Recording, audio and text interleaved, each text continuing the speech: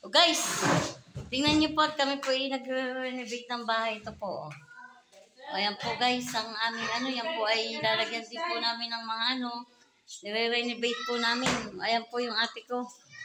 Balik po sila sa kanilang dating room. Ito yung kanilang dating kwarto. Oo. Yan, ito yung dating nilang kwarto. O yan. Nire-renovate na Naayos po namin ang aming kwarto. Ito po.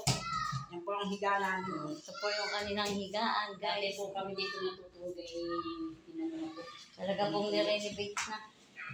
Nire-renovate po namin at talaga pong lumang bahay na Yan po. Ito po, yan po yung yan po yung ililipat din. Ayusin po. Tingnan niyo naman po guys. Sama na talaga. Ito pa ho yung mga gamit namin. Nasa labas, gamit po nila yan. Talaga pong renovate na. So nga po pala yung daan pa ilalim.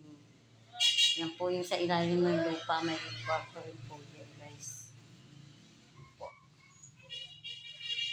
God bless po guys. Ingat po lagi tayo. Thank you for